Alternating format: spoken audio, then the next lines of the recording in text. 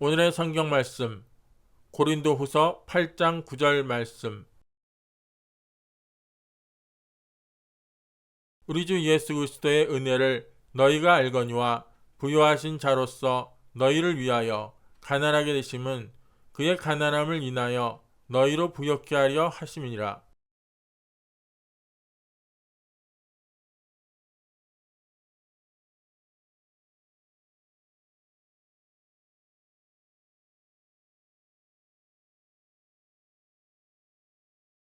저는 오늘 여러분과 함께 가난해야 좋은 신자인가, 이와 같은 제목으로 은혜를 나누고자 합니다. 언제부터인가 교회는 물질적인 부를 죄악시하고 좋은 신자가 되려면 가난해야 된다, 이와 같은 생각이 꽉 들어차게 되었습니다. 그러함에도 불구하고 교회는 복음 전도를 효과적이고도 광범위하게 하기 위해서는 물질적인 필요가 대단하게 되었습니다. 그래서 교회야말로 자가당착에 빠지게 말하셨습니다. 과연 물질이 죄악입니까? 과연 가난이 찬양을 받을 만한 미덕이냐는 것입니다. 우리 성도들은 신앙생활과 물질 관계를 어떻게 정리해야만 할까요? 이 점에 관해서 여러분과 함께 오늘 알아보고자 하는 것입니다. 첫째로, 과연 물질은 악마가 지은 것이냐, 하나님이 지은 것이냐, 이 사실을 알아봐야 될 것입니다. 왜냐하면 악마는 좋은 것을 지을 수가 없습니다. 그러나 하나님께서 나쁜 것을 고의적으로 지을 리가 만무한 것이기 때문인 것입니다. 성경 창세기 1장 1절에 보면 태초에 하나님이 천지를 창조하시냐고 말하셨습니다. 그 다음 하나님께서 어둠 가운데 빛을, 궁창을, 그 다음 바다 물 가운데서 육지를 나타나게 하시고 모든 열매 맺는 실과가 나게 하시고 해와 달과 별들을 지으시고 공중에 나는 새와 물속에 헤엄치는 어족을 지으시고 그 다음 땅에 기는 짐승과 마지막으로 하나님의 형상과 모양을 쫓아 사람을 지으신 것입니다. 이렇기 때문에 천지와 만물 중에 하나님께서 신이 지으시지 아니한 것은 하나도 없으신 사실을 우리가 알 수 있는 것입니다. 그러고 난 다음 주님께서 동방의 에덴을 창조하시고 그 에덴에 보기에도 좋고 먹기에도 좋은 실과나무가 나게 하셔서 상함도 없고 해함도 없고 부족함도 없게 부유하고 풍부한 처소를 지으셔서 아담과 하와의 거처를 삼아주시고 그 다음 에덴에서 발현한 강 가운데 비손강이 있는데 비손강은 금이 있는 하윌라 온 땅을 두르고 거기에는 베들리헴과 호마노도 있다고 해서 금은 보석도 하나님이 지어서 직접 갖다 넣어놓으신 것입니다. 이러므로 이 세상에 있는 물질 중에 악마가 지은 것은 하나도 없습니다. 모두 다 하나님께서 지으신 것으로서 하나님은 좋은 하나님이시니 좋은 하나님이 지으신 것 중에 나쁜 것은 하나도 있을 수가 없는 것입니다. 그러고 난 다음 하나님께서 아담과 하와에게 축복의 준 장면을 볼 때 아담과 하와에게 찢어지도록 가난해서 헐벗고 굶주려라, 굶어 죽어라, 그렇게 축복하지 아니하시고 성경 창세기 1장 28절로 29절에 보면 하나님이 그들에게 복을 주시며 그들에게 이르시되 생육하고 번성하여 땅에 충만하라, 땅을 정복하라, 바다의 고기와 공중의 새와 땅에 움직이는 모든 생물을 다스리라 하시니 하나님이 가라사대 내가 온 지면에 심했는 모든 채소와 씨 가진 열매 맺는 모든 나무를 너희에게 주려니 너희 식물이 되리라. 그렇게 해서 하나님께서는 아담과 하와에게 상승의 축복을 주었으며 땅의 왕으로서의 지배권을 허락하셔서 축복해 주신 것입니다. 하나님께서 절대로 처절한 절망과 가난과 파멸 속에 떨어지라고 말하지 않은 것입니다. 여러분, 오늘 인간이 가난과 곤고한 생활을 하는 유일한 이유는 인간이 하나님을 대적해서 타락해서 에덴에서 쫓겨남으로 말미암아서 이루어졌다. 다시 말하면 죄 때문에 오늘 이 가난과 곤고가 우리의 숙명처럼 되어버리고 말았다고 성경은 밝히 말하고 있는 것입니다. 창세기 3장 17절로 19절에 보면 아담에게 이르시되 내가 내 아내의 말을 듣고 내가 너더러 먹지 말라는 나무 실과를 먹었은즉 땅은 너로 인하여 저주를 받고 너는 종신토록 수고하여야 그 소산을 먹으리라. 땅이 내게 가시 덤불과 은거키를 낼 것이라. 너희 먹을 것은 밭의 채소인즉 내가 얼굴에 땀이 흘려야 식물을 먹고 필기은 흙으로 돌아가리니 그 속에서 내가 취함을 입었음이라. 너는 흙이니 흙으로 돌아갈 것이니라 하시니라. 여기에서 가난과 질병과 저주와 죽음은 축복의 연유로 주어진 것이 아니라 아담이 하나님을 대적하여 범죄함으로 말미암아 심판으로서 주어진 사실을 우리는 분명히 알 수 있는 것입니다. 그러면 우리가 이 사실을 통해서 하나님이 인간에 대한 근본 뜻은 우리 영혼이 잘됨같이 범사에 잘되며 강건하고 생명을 얻되 넘치게 얻게 하는 것이 하나님의 근원적인 뜻이라는 것을 우리는 너무나 잘 알 수 있습니다. 이 근원적인 뜻을 우리가 확실히 알아야 이 모든 세상의 질병과 저주, 가난과 슬픔, 죽음이 하나님의 근원적인 뜻이 아니라는 것을 우리가 알고 단호하게 우리는 이것을 부정할 수가 있는 것입니다. 과연 하나님께서 오늘날 하나님의 근원적인 뜻이 여러분 가난과 저주와 절망이라면 우리들은 하나님 앞에서 소망을 가질 수가 없을 것입니다. 그러나 이 성경 말씀을 통해서 볼 때 하나님의 창조적인 근본적인 뜻은 여러분 가난과 저주와 절망에 있지 않습니다. 하나님께서는 얼마나 보기에도 아름답고 듣기에도 좋고 그리고 살기에도 영광스러운 천지와 만물을 지으시고 또 에덴 동산을 지으시고 그 속에 아담과 하와를 축복해서 살도록 그렇게 만들어 놓으신 것입니다. 그러면 둘째로 우리가 구약에서 하나님을 믿고 순종한 백성들을 살펴보아야 되겠습니다. 과연 하나님께서 가난과 저주가 하나님의 뜻이라면 구약시대 주의 백성들을 어떻게 하나님께서 섭리하시고 취급하셨는가 그 사실을 우리가 알아보아야 할 것입니다. 여러분 구약에서 하나님이 가장 선택하시고 주님의 사랑을 많이 받은 사람이 아브라함입니다.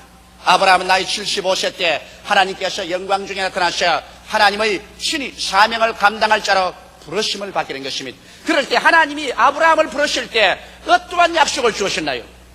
하나님께서 가난과 저주와 절망과 죽음의 언약을 주셨나요? 그렇지 않습니다. 하나님께서 아브라함에게 약속하신 것은 창세기 12장 1절로 3절에 분명하게 기록되는 것입니다. 여호와께서 아브라함에게 이르시되 너는 너희 본토 친척 아비 집을 떠나 내가 내게 지시할 땅으로 가라. 내가 너로 큰 민족을 이루고 내게 복을 주어 내 이름을 창대케 하리니 너는 복의 근원이 될지라. 너를 축복하는 자에게는 내가 복을 내리고 너를 저주하는 자에게는 내가 저주하리니 땅의 모든 민족이 너를 인하여 복을 얻을 것입니다. 여기 하나님께서 아브라함을 불러내실 때 얼마나 아브라함에게 창대의 약속을 주셨던지 심지어는 아브라함을 축복하는 사람은 복을 받고 아브라함을 저주하는 사람은 저주를 받을 것이라고 말하고 전국에 가신 아브라함이 온 세계 만민의 복의 근원이 되려고 말한 것입니다. 하나님께서 사람을 불러내실 때 저주하기 위해서 불러내신 것이 아니라 복을 주기 위해서 불러내신 것입니다. 성경에 보면 아브라함과 같은 믿음을 가진 사람은 모두 다 아브라함의 자녀라고 말했는데 여러분과 나도 아브라함이 갈대아 우르에서 부름을 받아 나온 것처럼 우리도 죄악 세상에서 부름을 받고 나왔는데 하나님께서 아브라함은 부르실 때 축복의 언약을 주시는데 우리를 부르실 때는 하나님께서 저주와 절망과 파멸의 언약을 주어서 부를 리가 만무한 것입니다. 아브라함이 하나님의 부르심과 택하심을 받은 것처럼 여러분도 하나님의 부르심과 택하심을 받은 사람들인 것입니다. 하나님께서 여러분과 나를 부르실 때 언약 없이 부르지 아니하시는 것입니다. 이러므로 여러분 성경에는 아브라함과 같은 믿음을 가진 사람은 아브라함과 함께 복을 받느니라고 하셨으므로 아브라함이 출발 때부터 하나님의 축복을 받고 출발하시니 오늘 우리 예수 그리스도를 믿고 아브라함의 자녀로서 하나님께 나오는 사람들을 주님께서 축복의 언약을 주시지 않을 리가 만무한 것입니다. 성경에 보면 아브라함이 애굽에서 나올 때 아브라함에게 육축과 은금이 풍부하였다고 말하셨습니다. 사람들은 말하기를 사람이 육축과 은금이 풍부해서 부자가 되면 이 사람들은 세속적이고 그리고 신앙에는 부족하다고 오늘날 사람들은 생각하고 있는 것입니다. 그렇다면 아브라함이야말로 가장 신앙에 부족한 사람이 되어야 되는 것입니다. 왜냐하면 그가 애굽에서 나올 때 성경은 분명히 말하기를 육축과 은금이 풍부했다고 말한 것입니다. 그럼에도 불구하고 성경은 말하기를 아브라함은 하나님의 벗이요, 그리고 아브라함이야말로 믿음의 조상이라고 하나님께서 말씀한 것입니다. 그럼 우리 조상이 육축과 은금이 풍부했음에도 불구하고 하나님의 가장 사랑을 받고 하나님의 벗이라고 칭함을 받았으시니, 그러므로 반드시 육축과 은금이 풍부하다고 해서 그 사람 세속적이고 그 사람은 신앙이 없고 그런 사람은 하늘나라에 부족하다고 생각하는 이러한 생각을 우리가 없애버려야만 되는 것입니다. 오늘날 이와 같은 생각을 도대체 어디에서 사람들이 가져왔는지 저는 이해하기가 곤란한 것입니다. 성경에 보면 아브라함의 아들은 이삭도 보십시다. 창세기 24장 36절에 보면 나의 주인의 부인 사라가 노년에 나의 주인에게 아들을 낳으며 주인이 그 모든 소유를 그 아들에게 주었나이. 그러므로 이삭은 출발할 때부터 아버지의 상속을 받아서 급으로서 출발했었습니다. 만일 부로서 출발하는 것이 하나님의 축복받지 못한 것이라면 이삭이야말로 그러면 하나님께 축복 못 받은 사람이 아니겠습니까? 그러나 오늘날 또 성경은 말하기를 하나님은 아브라함의 하나님, 이삭의 하나님, 야곱의 하나님이라고 칭하고 계신 것입니다. 창세기 26장 12절로 14절에 보면 이삭이 그 땅에서 농사하여 그해 100배나 얻었고 여호와께서 복을 주심으로 그 사람이 창대하고 왕성하여 마침내 거부가 되어 양과 소가 떼를 이루고 노복이 심히 많으므로 블레셋 사람이 그를 시기하여 그와 같이 기록하고 있는 것입니다. 여기에 성경이 말씀하신 것은 하나님의 택한 이삭은 여기에 보통 말이 아니라 창대하고 왕성하고 거부가 되라고 말하는 것입니다. 만일 이런 것이 하나님의 뜻이 아니고 저주인 것 같으면 하나님께서 왜 하나님의 택한 자 이삭에게 이러한 축복을 줄 리가 있겠습니까? 그럼 우리가 하나님의 택한 자 야곱을 한번 보십시다. 야곱은 창세기 32장 10절에 그가 외아지 시집에서 고향 산천으로 돌아올 때 하나님께 엎드려 기도할 때 이렇게 말했습니다. 나는 주께서 주의 종에게 베푸신 모든 은총과 모든 진리를 조금이라도 감당할 수 없사오나 내가 지팡이만 가지고 이 요단을 건넜더니 지금은 2때나 이루었나이. 그가 20년 전에 지팡이만 들고 요단강을 건너서 외아지집으로 갔는데 20년 후에 돌아갈 때는 한때, 2때 바다에 모래 같은 짐승들을 거느리고 돌아갈 수 있었다고 그런 입으로 고백했습니다. 오늘날 또 하나님께서는 하나님의 성모를 칭하시되 아브라함의 하나님, 이삭의 하나님, 야곱의 하나님이라고 말한 것입니다. 그러면 아브라함과 이삭과 야곱을 섭리하신 하나님께서는 오늘날 우리들의 하나님인 것입니다. 이렇기 때문에 하나님께서 여러분과 나에게 부와 귀와 창성을 주시기를 원하는 것은 하나님의 근원적인 뜻인 것입니다. 성경은 말씀하기를 하나님을 믿고 순종하는 자에게 하나님은 좋은 것을 아끼지 아니하실 것이라고 약속하신 것입니다. 하나님께서 430년 동안 애굽에서 종살이하던 이스라엘 백성들을 불러낼 때 주께서 주신 약속이 젖과 꿀이 흐르는 가나안 땅을 약속한 것입니다. 하나님께서 불러내실 때 환멸과 절망, 가난과 저주와 죽음의 가나안 땅으로 오라고 말하지 않으셨습니다. 젖과 꿀이 흐르는 가나안 땅으로 오라. 듣기만 해도 마음속이 긍정적이고 적극적이고 창조적이고 생산적이 되고 아유 어깨가 어색한 그러한 언약의 말씀을 주어서 이스라엘 백성을 불러내셨습니다. 그러면 안 되면 이스라엘 백성이 가나안 땅에 오셨을 때 주님께서 이스라엘 백성들에게 언약과 조건을 주셨습니다. 그 언약과 조건 가운데면 신명기 28장 1절 2절에 내가 내 하나님 여호와의 말씀을 삼가듯 내가 오늘날 내게 명하는 그 모든 명령을 지켜 행하면 내 하나님 여호와께서 너를 세계 모든 민족 위에 뛰어나게 하실 것이라. 내가 내 하나님 여호와의 말씀을 순종하면 이 모든 복이 내게 임하며 내게 미치리니 성읍에서도 복을 받고 들에서도 복을 받을 것이며 내 몸의 소생과 내 토지의 소산과 내 짐승의 새끼와 우양의 새끼가 복을 받을 것이며 내 광주리의 떡과 떡반죽 그릇이 복을 받을 것이며 내가 들어와도 복을 받고 나가도 복을 받을 것이니라.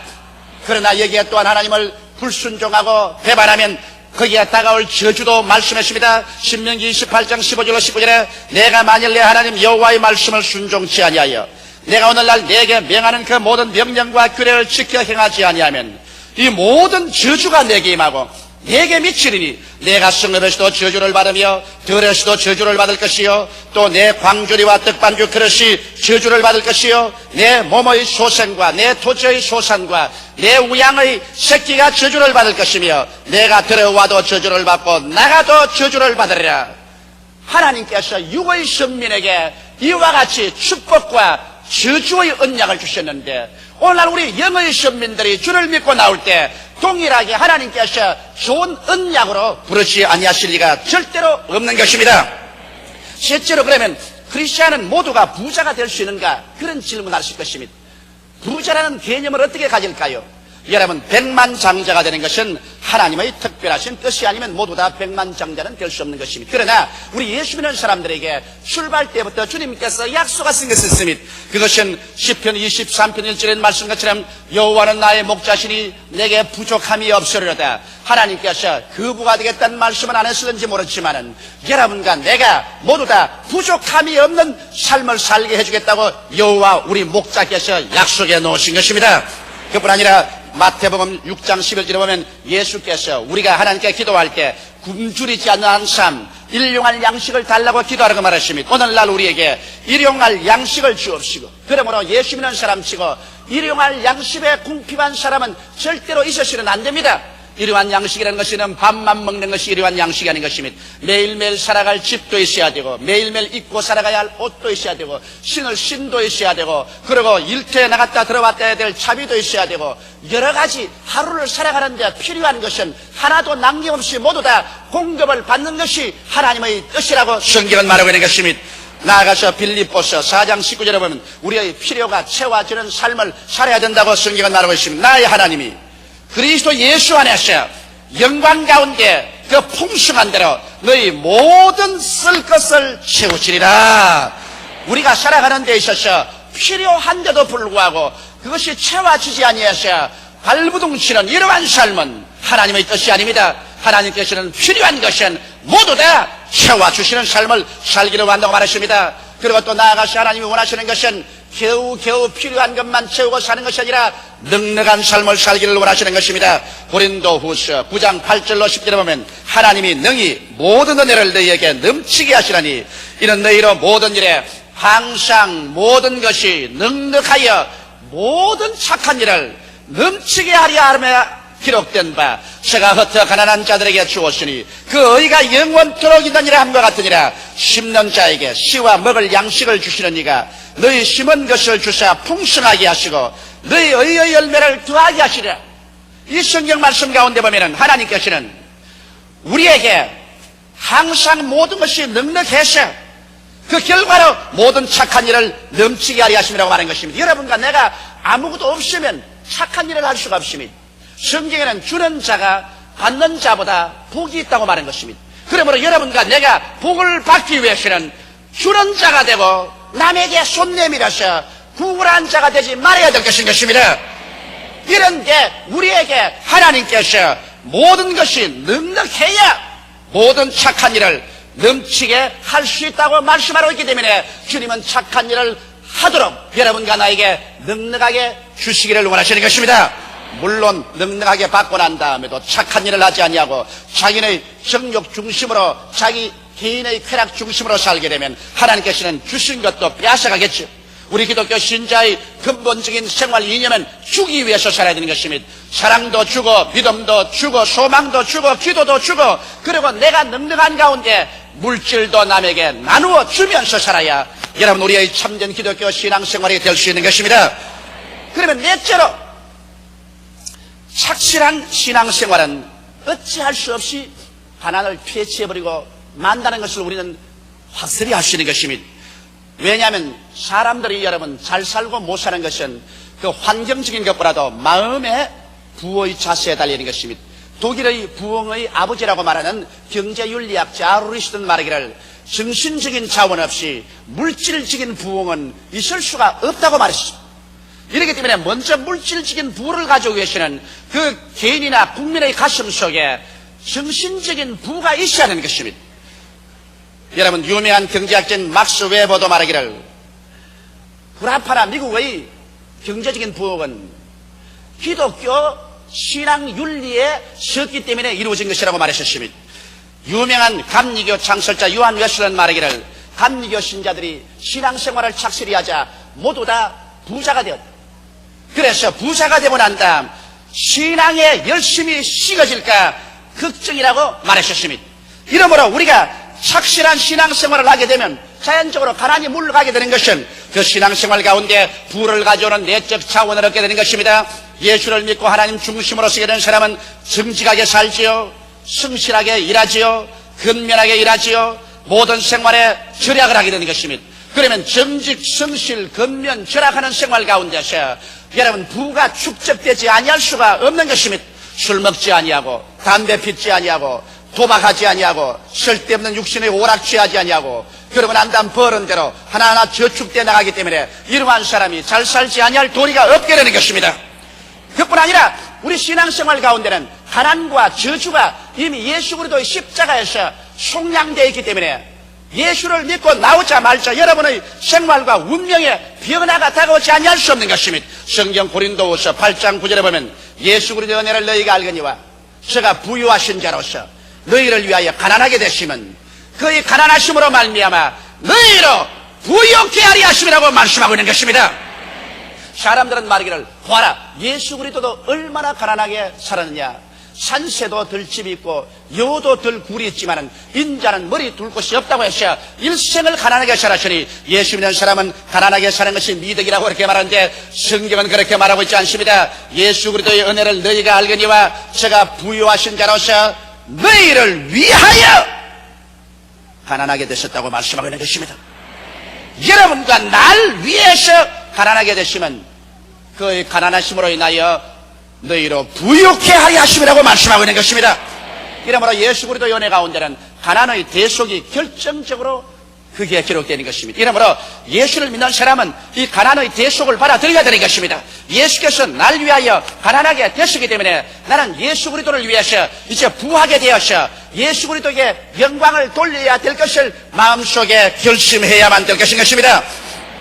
또 나아가서 갈라디아서 3장 13절에는 저주에 대한 완전한 대속이 기록되는 것입니다. 그리스도께서 우리를 위하여 저주를 받으사 율법의 저주의 수레를 속량하였으니 이런 기록된 바 나무에 달린 자마다 저주 아래 있는 자라 하였습니다. 이런 그리스도 예수 안에서 아브라함의 복이 이방인에게 미치게 하고 믿음으로 말미암아 성령의 은혜를 받게 하렵니다.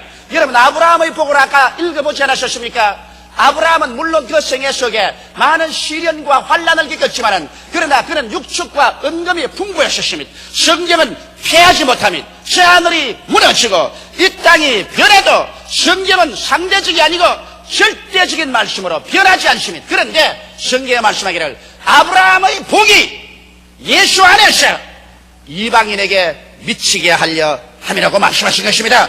이렇기 때문에 여러분과 나는 예수 그리스도 안에서 단호하게 우리 저주를 명예에서 떠나가게 해야 되는 것입니다. 단호하게 저주에서 속량된 것을 주장해야 되는 것입니다.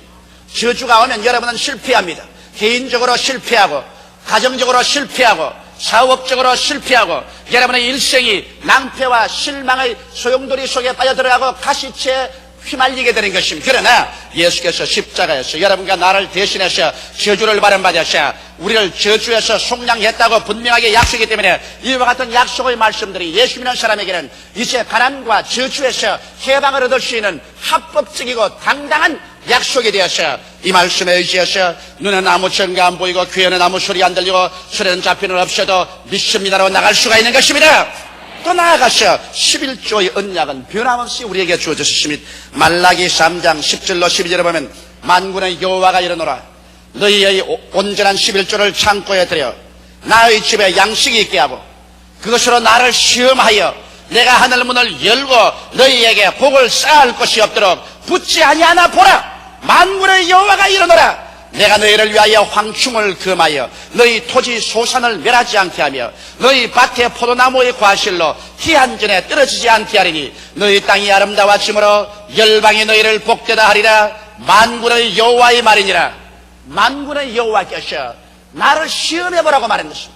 성경에는 하나님을 시험치 말라고 했는데도 불구하고 하나님은 당신 자신을 자진해서 여러분께 내어놓고 난 다음 날 시험해보라. 너희가 온전한 11조와 큰 물을 내게 드리고 내가 진짜로 하늘문을 열고 축복을 안지 보라. 그 하나님의 축복은 어떤 방법으로 하냐?